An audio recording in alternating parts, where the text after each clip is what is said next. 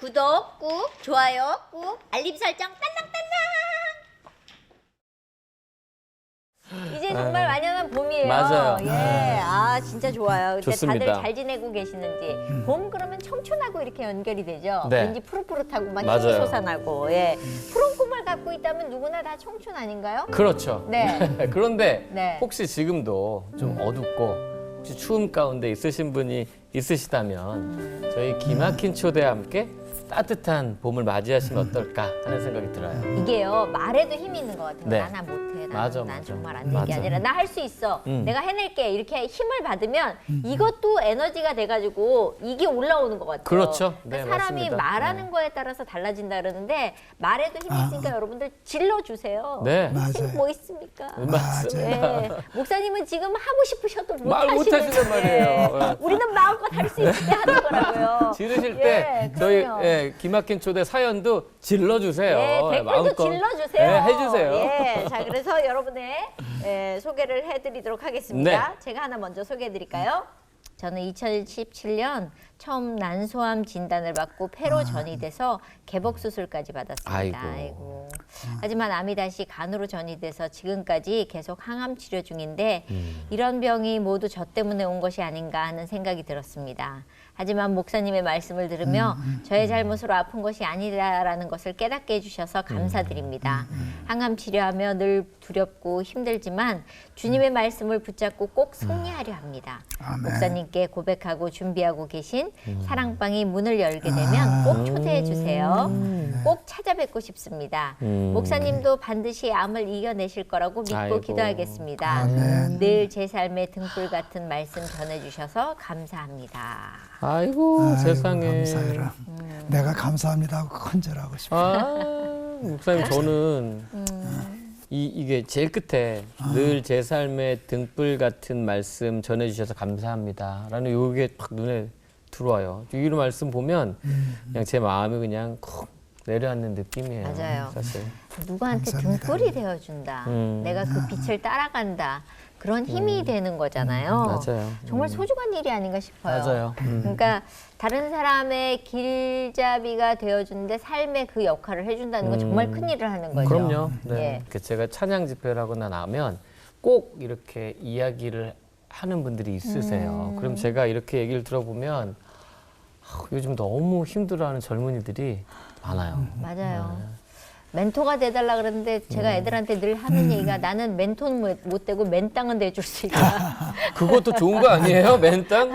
왜냐하면 멘토도 중요한데 사실 맨땅이 돼서 그 아이들이 뒹굴어 맞죠. 놀 수 있고 그러니까요. 받쳐줄 수 있고 그렇다면은 괜찮은데 맨땅? 그것도 사실은 도움이 되지 않나. 언제든지 와서 놀아줄 수 있고 거기서 같이 어울린다면. 맞아요. 출내 불사출이라고 봄은 왔지만 봄이 온 것 같지 않다는 말처럼 청춘이지만 청춘을 못 누리는 사람들이 있잖아요. 맞아요.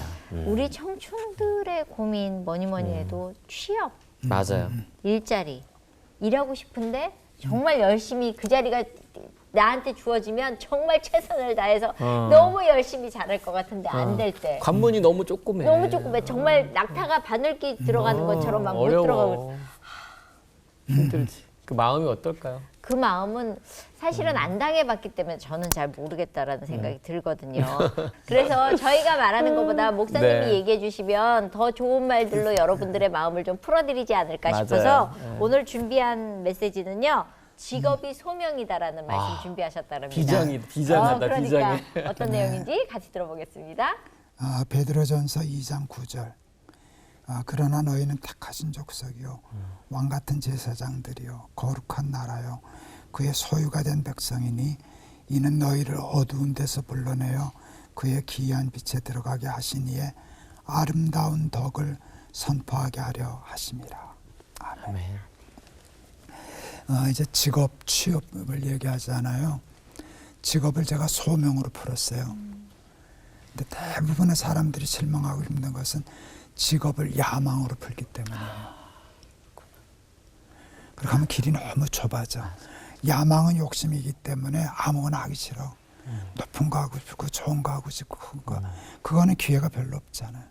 그러니까 그거를 얻지 못하기 때문에 다 힘들어하고 저만 하는데 소명으로 생각하면 욕심을 부리지 않고 소명으로 생각하면 무엇을 하든지 열심히 잘할 수 있는 길이 있을 텐데 이제 그 생각을 해서 오늘 직업이 소명이다 하는 얘기를 하려고 그래요.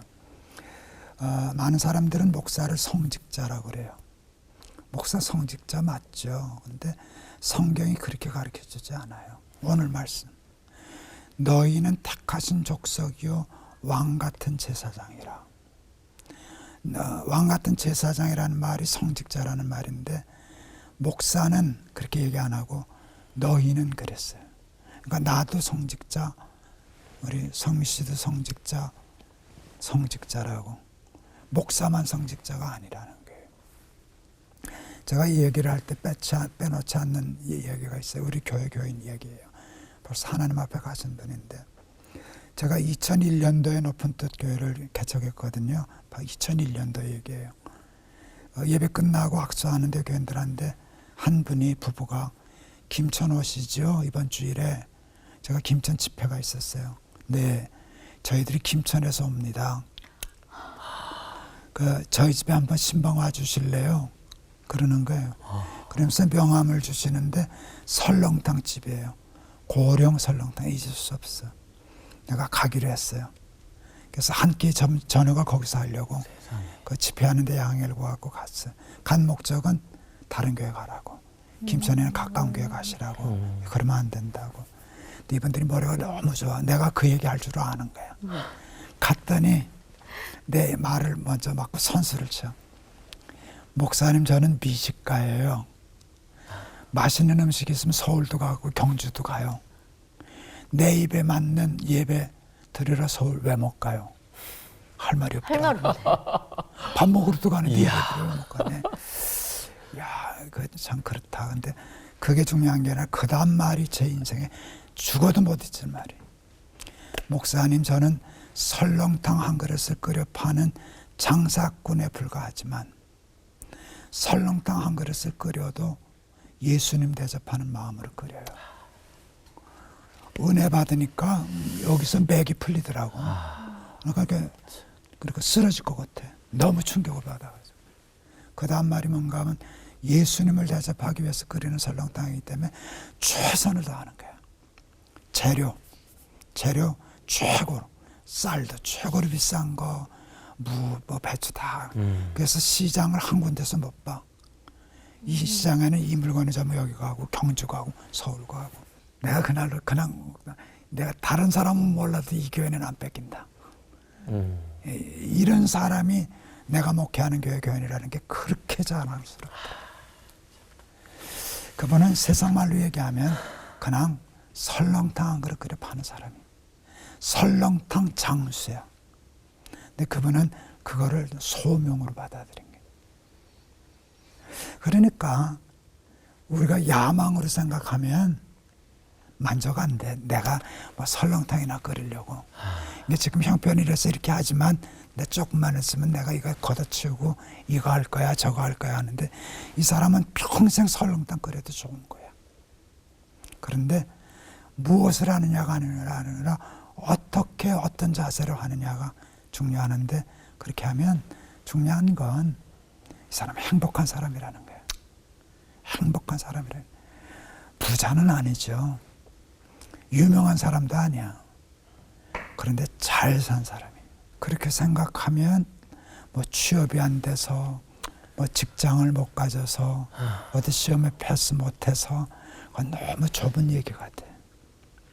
뭘 하든지 골로새서 3장 23절 무슨 일을 하든지 죽게 하듯 하고 사람에게 하듯 하지 말아라. 이제 그런 마음으로 한다면 할 일은 많아. 세상은 넓고 할 일은 참 많은 거예요. 꼭 일만 해야 되는 게 아니니까. 그래서 나는 그 목사도 그렇게 목회를 해야 되겠고 유전도사 카페도 그렇게 해야 되겠고 개그도 그렇게 해야 되겠고 개그하면서 주 예수를 믿으라 그 얘기하자는 게 아니에요. 그냥 개그를 하는데 최선을 다해서 하고 이게 하나님이 내게 주신 천직이야. 그러고 살면 이 세상에 하나님의 나라가 이루어지지 않을까. 이제 그런 생각을 했어요.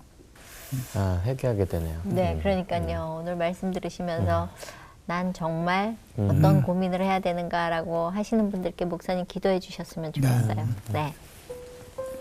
직업을 욕심으로 택하려고 하니까 길이 점점 좁아집니다.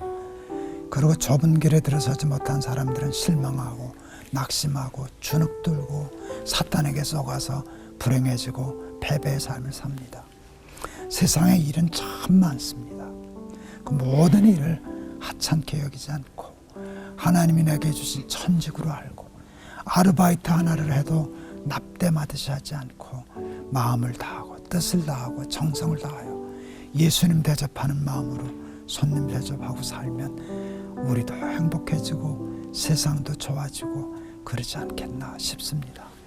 우리 이 방송을 듣는 많은 사람들이 지금 자기가 하는 일을 그렇게 죽게 하듯 하고 하는 사람이 되어서 다 왕같은 제사장이 되게 하여 주옵소서. 예수 그리스도 이름을 받들어 기도하옵나이다. 아멘. 아멘.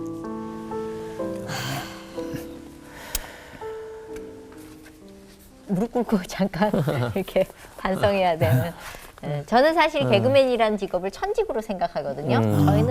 저는 이 세상에서 제일 좋은 직업이 개그맨이라고 맞아요. 생각을 해요. 왜냐하면 남을 웃기는, 그렇죠. 남을 네. 웃기는 직업이기 때문에. 사탄이 제일 싫어하는 직업 중에 하나예요. 그렇죠. 네. 맞아요. 예. 우울하게 하는 사탄이 예. 즐겁게 기쁘게 해주시니까. 그러니까 저희 개그맨들이 애쓰고 힘써서 막 이렇게 노력하고 그런 게 너무 신나고 좋은 직업이라고 생각하는데 일하면서 어차피 일할 거면 투덜거리지 말고 웃으면서 그렇죠. 일하자. 저는 이제 이주의거든요. 그러니까 제가 오늘 목사님 말씀 들으면서 이제 좀 또 바꿔야겠다 생각을. 주님께 하듯이 이렇게 커피 한 잔을 내더라도 섬기면 그냥 커피도 맛있지만 그냥 보는 것 자체도 맛이 있겠다 이런 생각이 들더라고요. 저도 주를 웃기듯이. 주님 웃기기가 사실 그러니까요. 제일 쉽거든요. 왜냐하면은 뭐 만들어 놓으시고 웃으시고 만들어 놓고 웃으시고 사람 만들고 제일 크게 웃으셨거든요. 그러네. 주님 웃기듯이. 예, 주님을 웃기겠다는 마음으로 괜찮다. 하면 예, 마음 편하게 하실 수 있잖아요. 근데 사실 그 어떤 마음을 먹느냐에 따라서 맞아요. 내가 사는 인생의 질이 달라지는 거예요. 맞아요. 예. 맞아요. 사실 스트레스 받지 말고 그냥 기쁘게 살면. 근데 이런 말 하기가 좀 미안한 게 요새 젊은 세대들은 너무 힘들긴 해요. 그래요. 맞아요. 근데 딱 방향을 잡아주셨어요. 예. 무슨 일이든 주님께 하듯 하면. 그렇죠. 네.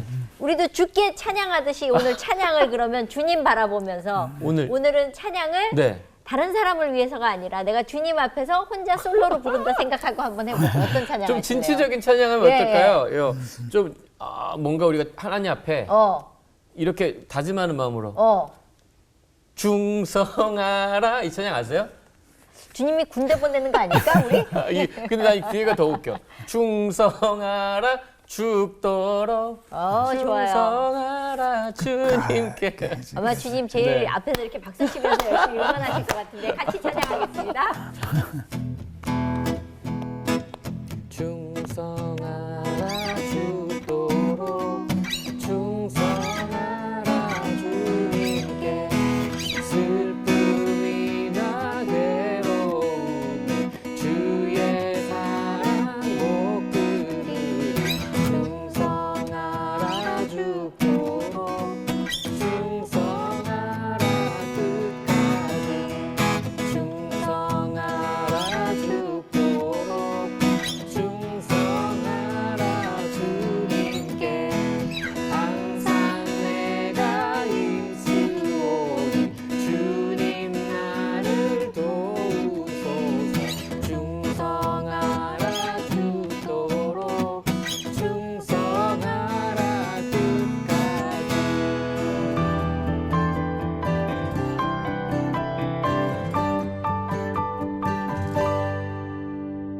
네, 랜선 사랑방 시간입니다. 얼마 전 저희 랜선 사랑방에 와서 뜨겁게 모든 일을 다 해결해 주신 상담 전문가 이호선 교수님 다시 모셨습니다. 어서 오십시오. 안녕하세요. 반갑습니다.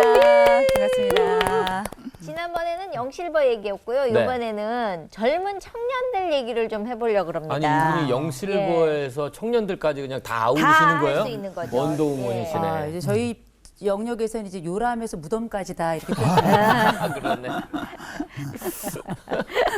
근데 사실 심리 상담도 하시지만 젊은 청년들도 심리적으로 불안하고 힘들어하는 친구들 많지 않을까라는 생각이 드는데 많지. 만나시니까 많이 고민하시는 친구들 보시죠? 고민 정도가 아니고요. 네. 우리가 10년 전하고 지금을 마치 청년의 두 세대의 청년을 비교한다고 한다면 네. 이 고민과 근심과 이 절망의 점수가 제가 볼 때는 한 5배 정도 되는 것 같아요. 어? 우리가 늘 어렵다 말했고 늘 불경기라고 이야기하고 늘 청년 실업이 있다고 이야기했지만 지금 같은 때가 없어요. 지금 이번 저희가 코로나 시국 거치면서 청년 실업이 30만입니다. 예. 그런데 그 30만에 포함되지 않은 사람들은 단기 일자리를 가지고 있는 분들인데 그 30만 중에 있는 사람들이 만약에 직업을 얻지 못한 채 다시 10년이 지나잖아요. 그러면 실업 중년이 되는 거예요. 실업 중년. 실업 청년이 실업 중년으로 넘어갑니다. 이런 시점에 실제 이 청년들이 요새는 뭐 니트족이라 그래서 아예 취업 의지가 없는 이런 층들도 굉장히 많이 늘어나고 있는데 그 얘기는 뭐냐면 앞으로도 걱정이지만 현재부터 내가 아무것도 갖추지 못하고 앞으로도 가지 못할 것이다라는 두 개가 함께 합쳐져서 사람이 완전히 이렇게 축 늘어지는 듯한 느낌, 의욕을 완전히 상실한 느낌. 지금 그 청년들의 눈초리는 불안 그 이상의 절망으로 넘어가고 있기 때문에 이때야말로 희망이라고 하는 그 빛 한 줄기가 얼마나 소중한지 제가 상담 현장에서 뼈저리게 느끼고 있고요. 자살 충동 너무 많습니다. 취업 때문에요? 그럼요. 아니 우리가 옛날에 이런 노래했어요. 노래를 못하면 시집을 못 가요. 미운 사람. 그렇죠. 시집을 못 가면 아이를 못 낳아요. 미운 미운 사람. 사람. 진짜 지금 같으면 불러서도 안 되는 노래지만 이런 네. 노래가 있었는데 요새는 취업을 못하니까 연애도 못해, 연애도 못하니 결혼을 결혼도 못해, 못해. 결혼을 못하면 아이를 못 낳아, 아이를 못 낳으면 뭐 이런 식으로 그 진짜지. 사이엔 뭐가 있는가? 취업이 해당이 돼야 결혼도 되지만 집도 살 수 있는 거예요.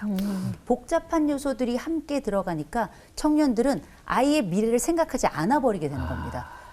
젊은이가 미래를 지운다는 게 말이 되나요? 그러게요. 지금 현장이 이렇다는 거죠. 그러니까 취업이 그러니까 모든 시작이 되는 것 같아요. 근데 그 취업도 정말 어렵잖아요. 어렵게 근데 공부 열심히 하고 준비 열심히 잘해서 취업을 했는데 이 코로나 이 시기엔 또 회사가 무너지는 경우도 많거든요. 그렇죠. 그럼요. 그래서 어렵게 들어갔는데 회사가 문을 닫아서 다시 나와야 되는 이런 경우도 있을 것 같아요. 다시 들어갈 수 있으면 괜찮아요. 우리가 뭐 이직이 잦은 세대가 됐고 이제는 평생 직장이 없잖아요. 평생 네. 직업이 있는 거고 세상이 달라지긴 했는데 아니 내가 나왔다 하더라도 다시 들어갈 곳이 그전에는 있었다고요. 그랬는데 또 이전에 있었던 것이 이력이 되어서 하나의 경력이 되어서 다른 곳을 갈 수도 있었고 그런데 지금은 적성에도 안 맞고 견디기가 어려운데도 나올 수도 없어요. 왜냐하면 갈 곳이 없습니다.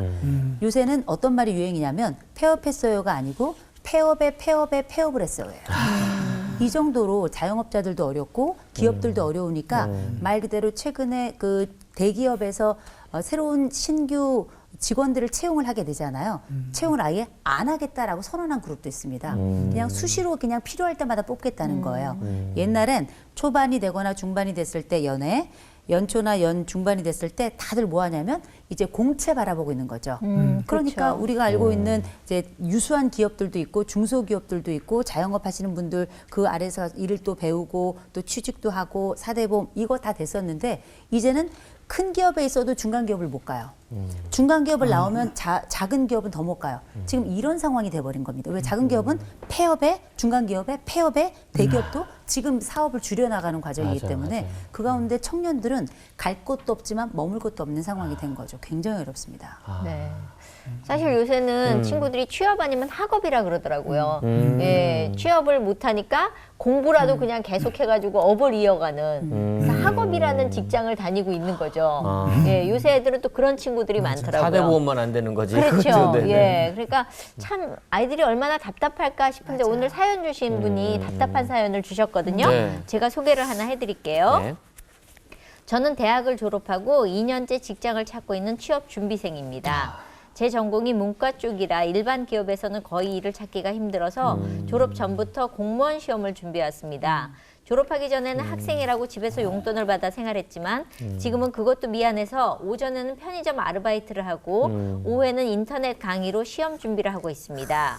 부모님 집에 살기 때문에 생활을 그렇게 어렵진 않지만 계속되는 시험 실패로 자신감은 떨어지고 언제까지 집 편의점 독서식을 오가는 쳇바퀴 도는 삶을 살아야 하는지 정말 막막하고 두렵습니다. 강의를 듣다가 왜 내가 이걸 듣고 있지? 정말 내가 원하는 게 이런 삶인가 하고 그런 생각에 멍하니 있는 나 자신을 발견하는 시간이 자꾸 늘어만 갑니다. 그러다가도 가족들에게 미안한 마음이 들어서 다시 정신을 차리지만 몸이 피곤할 때면 모든 것을 다 내려놓고 쉬고 싶다는 생각이 듭니다. 꿈이라는 건 정말 꿈일 뿐일까요? 제 꿈은 언제 어디서 찾을 수 있는 걸까요? 아이고 마음이 아프네 이게. 참. 이건 사실 청년이 되는 건 시간이 흘러서 그 자리에 서 있는 건데 이 친구는 지금 뭘 해도 기쁘지 않은 것 같은 느낌이 들었어요. 읽으면서. 이 사실 청년들이 가지고 있는 이 일자리의 개념이라는 건 한국의 미래거든요. 삶의 미래이기도 하고 한 사회의 미래이기도 한데 지금 우리가 지금 사연을 조금 이렇게 들었습니다만 제가 가만 생각해 보면 입장을 바꿔놓고 요새 청년들 중에 노력 안 하는 친구들이 어디 있어요? 맞아요. 저는 요새 청년들 존경해요. 맞아요. 얼마나 열심히 사는지. 자격증도 그런데 많고. 지금 말씀하셨던 우리 사연자의 그 사연을 보세요. 아르바이트를 좀 전전하고 있잖아요. 요새 친구들이 이걸 뭐라 그러냐? 납땜이라고 불러요. 납땜한다. 그때그때 이렇게 우리가 왜 뒤에 트랜지스터 같은 거 열면 뒤에 이렇게 점점점 납땜하잖아요. 땜빵이잖아요. 땜빵을 하는 거예요. 그것도 정규 일자리가 아니라 단기로 해서 4대 보험이 들어가지 않도록 하는. 이렇다 보니 고용의 불안정성 점점 커지게 되죠. 그리고 이렇게 짧게 가다 보면 긴 호흡을 잃어버리게 되고요. 그렇죠. 그리고 지금 보면 주경야독을 하고 있어요. 낮에는 일을 하고 밤에는 공부하고. 인강을 듣고 있고 네, 이렇게 하고 공부하고. 있는데 이렇게 해서 미래가 있으면 우리는 감수해요. 그렇죠. 미래가 있으면. 맞아요. 그렇죠. 그런데 이 상황에 과연 우리에게 언제까지 청년이겠어요? 1년 기다려, 2년 기다려, 3년 기다려. 그 이후에 우리가 시간이 지나고 나이를 먹으면서 남성들 같은 경우에는 군대 갔다 와서 1, 2년 지나면 30이에요. 그렇죠. 그때 조금 지나고 나면 35세, 옛날엔 35세부터 중년이라고 불렀습니다. 그렇다면 과연 이 청년들이 납땜을 해 가면서 뭔가 희망의 빛이 보였다. 그러면 우리가 어떤 희망을 가지고 조금 더 달려보자, 애를 써보자 이렇게 할 텐데 어른들도 할 말이 없고 이 사회도 할 말이 없으니 장관님도 안 나오시는 게 아닌가 그런 생각이 전 들어요. 근데 집에 이런 청년 하나가 있으면 사실 부모들이 어떻게 해야 되는지 맞아요. 이게 말하기도 그렇고 말 안 하기도 그렇고 이게 되게 애매하거든. 이럴 때는 어떻게 해야 돼요? 부모들 입장에서는?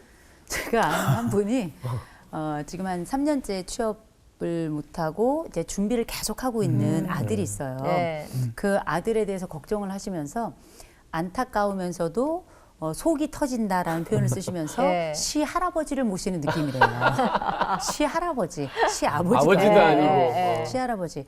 그만큼 가까이 있기에는 너무 안타깝고 또 멀리서 보자니 속이 터지고 그렇죠. 이런 복잡한 감정들이 있는데 그렇다 보니 이 취업 문제로 기다리다 못해 이 가족들이 걱정 어린 얘기를 했지만 이 이야기가 듣는 자녀들 입장에서는 너무 상처가 되고 예민하니까. 때로는 부부뿐만 그 가족의 갈등이 네. 되고 자녀 문제 때문에 부부가 또 갈등을 일으키고 이런 경우들이 굉장히 많고요. 다들 또 어느 정도 30 가까이 되고 그 이상으로 넘어가는 자녀를 두신 분들은 대부분 다 아시겠지만 이러다가 얘가 여기 집안에 직업이 없는 상태로 눌러앉는 거 아닌가. 그 얘기는 부모로서도 걱정이 되는 부분이 남은 노후의 연금들을 나누어서 써야 되는 상황이기도 하고 또 이 청춘이 너무 안타깝잖아요. 그렇죠. 이 청년이 이 가장 아름다운 영혼이 정말 기뻐 뛰면서 연애하고 사랑하고 이렇게 멋도 내고 이러면서 아침에 출근하고 저녁에 퇴근하고 피곤해요. 그게 아니라 어떤 얘기도 할 수 없는 상황이잖아요. 그래서 청년들에게 물어봤습니다. 부모님들이 어떤 얘기를 해줬으면 좋겠는가 혹은 어떻게 해줬으면 좋겠는가를 물어봤더니 아무 얘기 안 했으면 좋겠대요. 발화를 하지 않았으면 좋겠대요. 야, 걱정도 심각하다. 해주시지 않으셨으면 좋겠고 그 얘기는 뭐냐면 걱정의 말씀을 안 해주셨으면 좋겠는 게 그러면 너무 미안해서 또 때로는 짜증을 내시는데 짜증을 내시면 머물 곳이 없다는 거예요. 갈 곳이 없으니까 집이 아니면 나갈 곳도 없는데 이 자리가 아니면 갈 곳도 없으니 아무 말씀 안 해주셨으면 좋겠다. 그리고 알아주셨으면 좋겠다. 정말 최선을 다하고 부모님 사랑합니다. 이런 얘기를 하시더라고요. 불쌍해. 너무 가슴이 아팠어요. 옛날에 우리 유교 문화권에는 직업이 사농공상 그랬잖아요. 그렇죠. 그 잔재가 우리들 무의식 속에 있어요. 그러니까 어떤 직업을 가져야만 된다 해서 이 직업의 폭이 너무 좁아. 맞아. 그게 꿈이 됐어요. 맞아. 근데 그 꿈을 이룰 수 있는 확률은 경기가 좋아도 몇 %가 안 되는데 맞아. 지금처럼 경기가 나쁘면 하늘의 별 따기지 않습니까? 맞아. 하늘의 별 딴 사람 몇 사람만 살고 나머지는 맞아. 다 루저야. 맞아. 이거는 이 구조가 바뀌어서 해결될 가능성은 그렇게 높지는 않아요. 이게 시각이 바뀌어야 되고 생각이 바뀌어야 좀 생각이 바뀌어야 되지 않을까 이제 그런 생각을 하고 이 박사님 아까 얘기할 때 내 마음에 와닿은 말이 하나 있어요. 납땜이라는 말이에요. 납땜. 이왕 하는 거면 잘해보자. 이왕에 하는 거. 맞아. 이왕 하는 거면 잘해. 그 버려진 하는 일에 맞아요. 일을 놓치고 꿈을 너무 저기다 만드니까 여기서 납땜을 잘하면 적금도 이루어질 수 그럼요. 길이 있을 텐데 그래서 생각 밖의 삶의 기회들은 많은데 맞아요. 우리는 너무 조금만 꿈이라고 생각하니까 그냥 구조적으로 루저가 될 수밖에 없지 않나. 저는 아이돌 생각 많이 해요. 저는 요새는 애들이 다 아이돌로 크잖아요.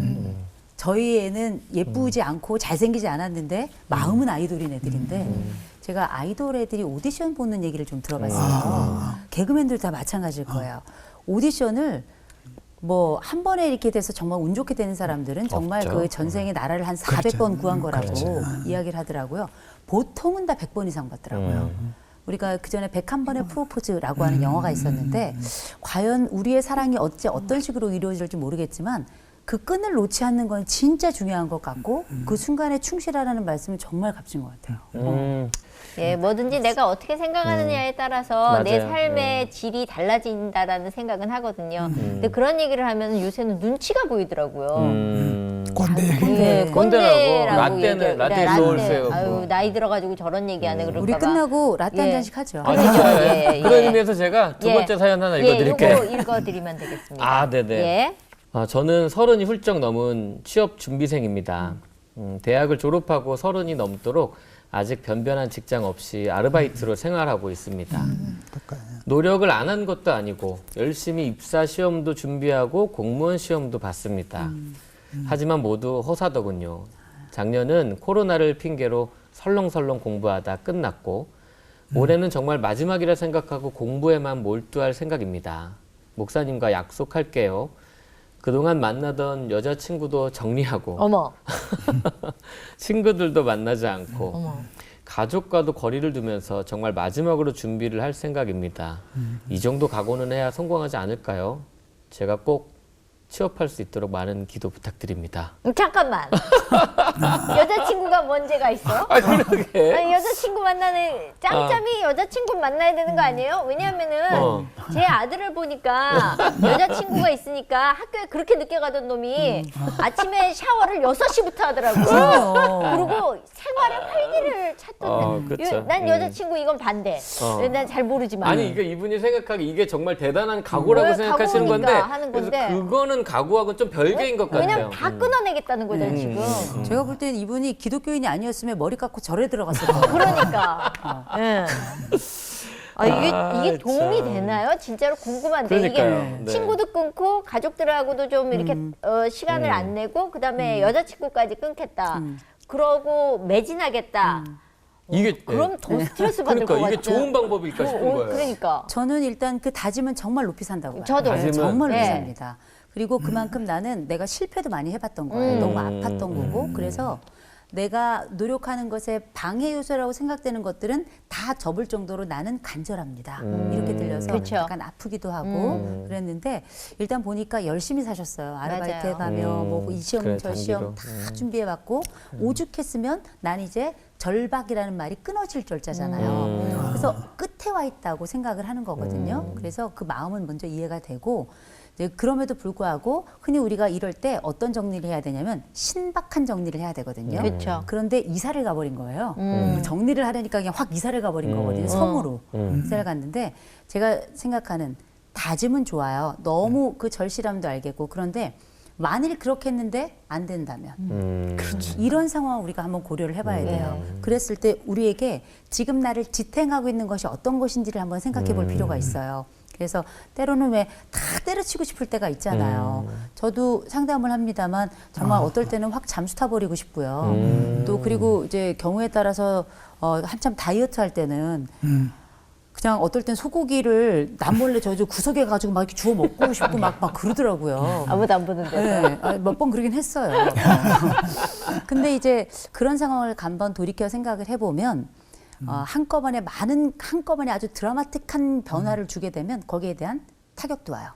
그러면 이게 어떤 잘 풀리는 과정이 들어갈 때는 나중에 돌아보면 아유 참 나 잘했어 이렇게 되지만 만약에 안 되는 과정이 있으면 그나마 잃어버리게 되는 거거든요. 현재를 너무 급격하게 바꾸어서 나를 위기로 몰아넣는 상황은 최소화해야 된다라는 말씀이고 두 번째로는 내가 가지고 있는 삶의 규칙과 패턴을 만드는 게 되게 중요해요. 몰입하는 것도 굉장히 인생에서 중요한 결단이고 결정이고 훌륭한 판단일 수 있는데 만일 그 판단이 경우에 따라서 내가 열심히 공부한다 하더라도 환경이 어려운 거예요. 내가 공무원 시험 열심히 준비해도 40만이 들러붙어요. 그렇죠. 그렇잖아. 상식평가인데 40만이 들러붙어요. 그렇기 때문에 된다라는 보장도 없지만 또 안 된다는 보장도 없어요. 우리는 최선을 다하고 내 자리를 지킬 뿐인데 그때는 우리가 전념한다고 이야기합니다만 때로는 생애 이거를 다른 말로 하자면 위기라고도 볼 수 있거든요. 그럼 상담 현장에서는 이 생애 위기에 무엇을 중요하게 생각하는가? 몰입해서 거기에 전념하는 것도 굉장히 중요하게 생각합니다만 우선순위를 두는 것도 중요합니다만 규칙적 일상을 유지하는 걸 사실상 상담 현장에서는 위기를 극복할 때 가장 중요하게 생각해요. 왜냐하면 일상은 아무것도 아닌 것 같지만 그 규칙적 일상과 관계가 나를 지금껏 평생에 걸쳐 붙들어준 나에게 굉장히 중요한 터 같은 거거든요. 그래서 그 일상을 약간은 축소할 수 있어요. 그러나 전적인 변화를 줘서 나에게 어떤 드라마틱한 결과를 내겠다. 그럴 때 생겨나는 성공도 굉장히 우리가 나중에 미담과 덕담이 될 수 있겠지만 그런 가능성은 굉장히 저는 경험적으로 볼 때는 낮더라고요. 그래서 나를 지켜준 일상들은 일정 정도 유지하고 대신에 일부 즐거움은 유보할 수 있죠. 이런 방식을 택하는 게 어떨까 생각합니다. 이 사연을 들으면서 이게 옛날에 고시생들 뭐 이런 절에 들어가고 하는 전형적인 우리 세대 얘기거든요. 사법고시 우리 세대 얘기인데 이 아이가 내 아들이라면 난 말리고 싶어. 너 안 그래도 된다. 삶이 그렇게 편협하지 않다. 근데 안 될 확률이 지금 아까 얘기했잖아 40만이 들었는데 아무리 게을러서가 아니에요. 불성실해서가 무능해서도 아니에요. 그렇죠. 이건 확률적으로 실패 확률이 높은데 떨어지면 다 잃어버린 것 같이 돼서 더 중요한 게 있어요. 돼도 불행해 얘는. 아무도 없어요. 돼도 불행한 게 사는 게 거기에서 다 잃어버렸거든. 그렇죠. 그러니까 나는 이거는 100% 망하는 길이라고 생각해요. 뭐 꼭 그렇게 사냐. 공부에 특별한 탤런트가 있어서 40만이 아니라 400만이 붙어도 1등하는 애는 1등하거든. 그렇죠. 그런 애들만 그거 하고 다른 일은 넓게 하면서 좀 삶은 내 아들이라면 야 삶을 조금 여유 있게 살아라. 좀 즐겨라. 뭐 꼭 그거 돼야만 되냐. 내 인생에 멱살 잡고 가진 않았으면 좋겠어요. 좀 이거 놓고 내가 편안하게 나를. 내가 나를 막 쥐고 가는 것보다는 좀 숨통이 트여야 맞아. 찬바람도 느끼고 따뜻한 공기도 마시고 맞아요. 그러면서 사는 게 아닌가 싶은데 사실 제일 힘든 게 저는 크리스찬으로 살면서 직업을 갖고 사는 아이들도 꽤 힘들어 하더라고요. 맞아요. 이게 직업관을 어떻게 가져야 되는지 고민이 제일 많은 아이들이 사실은 크리스찬 젊은 친구들도 꽤 있는 것 같아요. 일단은 직업을 좀 가져봤으면 좋겠고요. 네. 그건 되게 중요한 거예요. 근데 뭐 우리가 들어가기 전에도 힘들지만 들어가서도 만만치는 않거든요. 맞아요. 특별히 이제 내가 크리스찬으로 내 자신을 내 어떤 기독교적 신념을 지켜가면서 직장 생활을 한다는 게 참 어렵잖아요. 맞아요. 우리가 회식에서 술자리도 그렇고 뭐 연애 관계도 그렇고 뭐 회사의 비리를 알 때도 그렇고 굉장히 여러 가지 고민들이 좀 많이 있거든요. 근데 이런 생각은 이제 들죠. 첫 번째 우리가 직장 생활을 할 때도 그렇고 직장을 선택할 때도 그렇고 내가 직장에 들어가는 거 되게 중요해요. 전 들어가는 거 정말 인생에서 중요한 일이라고 생각해요. 다만 내가 들어가려고 하는 회사에 대해서 알 필요는 있어요. 윤리적인 회사인가? 적어도 우리가 알고 있는 기독교적 세계관에서 직업관을 다 말할 수는 없지만 최소한 내가 직장에 들어가기 전이나 혹은 들어간 이후에도 내 회사가 하는 이 일, 내가 몸담고 있고 소속된 이 곳이 과연 윤리적인 소비와 윤리적인 창출을 하는 회사인지는 알 필요가 있다는 거 하나 있고요.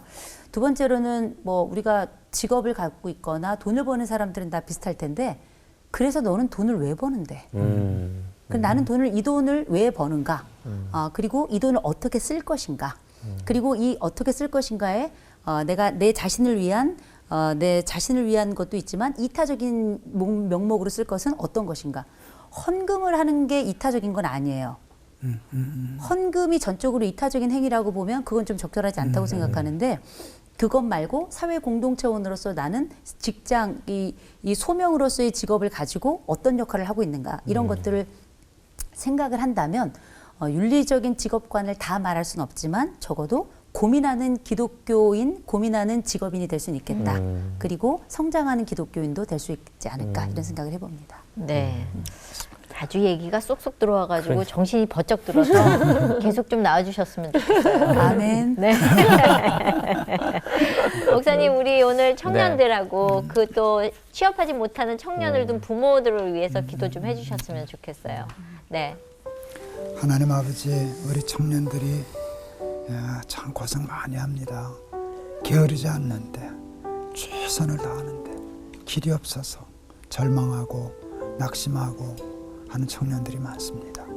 하나님, 저희들이 무엇을 보고 무엇을 생각하고 어떻게 해야 하는지를 알지 못해서 방황하는 경우가 많은데 하나님, 저희들에게 정말 나아갈 길을 열어주시고 사는 식을 가르쳐 주셔서 하나님, 기회가 없다고 생각하는 가운데서 기회를 만들고 창조적으로 승리하는 삶을 살아가는 법을 배울 수 있도록 하나님 도와주시옵소서. 아멘. 저들의 숨통을 좀 틔워 주시옵소서. 아멘. 예수 그리스도 이름을 받들어 기도하옵나이다. 아멘. 아멘.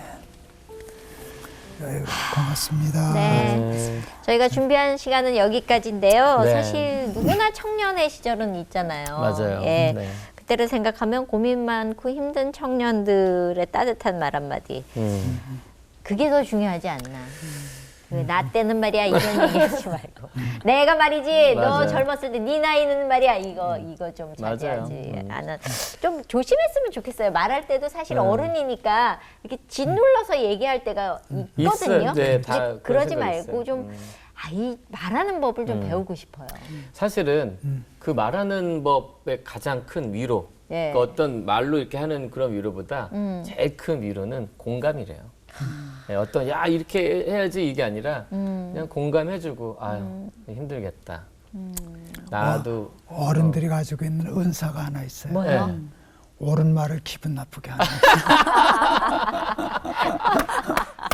그러니까 사실 다 알아도 그냥 공감해주는 거 사실 이해하는 게 아니라 받아들여주는 거잖아요. 애들 말로 하면 옳은 말을 재수 없게 하는. 그래서 오늘은 좀 그게 나야. 예, 우리가 그런 말로 하지 않고 예. 공감할 수 있는 의미의 노래로 마무리하면 어떨까? 있어요? 뭐가 있어요? 그래서 오늘도 목사님이 잘 쓰신 말씀인데 우리가 하면 뭘 불러도 가스펠이야. 네. 그러면 대중가요예요? 대중가요인데 네. 하덕규 목사님이 네. 시인가 촌장 시절에 만들고 부르신 노래예요. 가시나무. 가시나무. 가스펠이지. 네, 완전 가스펠이에요. 가스펠이죠. 네. 내 속에 내가 너무 많죠, 맞아요. 사실은. 저도 어떨 땐 들었다 놨다 막 몇 명이 왔다 갔다 하고 이런 게 들어와요. 앉아있고 막 아우 정말 짜증이 확 나다가 다중이. 네, 어떨 땐 또 좀 괜찮은 것 같다가 어떨 땐 이상한 게 들어와 앉아가지고 너는 도대체 누구냐 막 이런 생각 들거든요.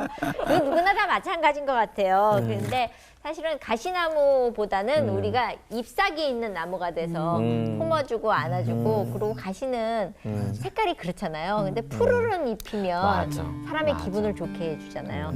그런 푸르른 열매를 맺는 그런 우리가 됐으면 좋겠고요. 네. 답답하시고 힘드신 분들은 같이 노래 부르면서 나도 저기에 한 편이 되고 싶다 그러면 여러분들의 사연 보내주시면 저희가 또 같이 의논하고 소화해내면서 여러분의 힘이 되드리도록 하겠습니다. 네. 그러면 가시나무 같이 부르면서 이 시간 마무리하겠습니다. 내 속엔 내가 너무도 많아서 당신의 쉴 곳 없네. 내 속엔 헛된 바람들로 당신의 변할 곳 없네. 내 속엔 내가 어쩔 수 없는 어둠, 당신의 쉴 자리를 뺏고 내 속엔 내가 이길 수 없는 슬픔, 무성한 가시나무 숲 같네. 바람만 불면 메마른 가지 서로 부대끼며 울어대고 쉴 곳을 찾아 지쳐 날아온 어린 새들로 가시에 찔려 날아가고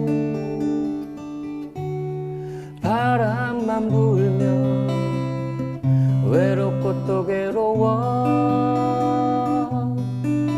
슬픈 노래를 부르던 날이 많았는데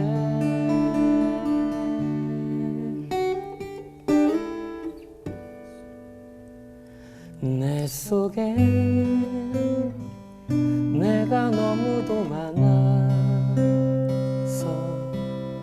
당신의 쉴 곳 없네.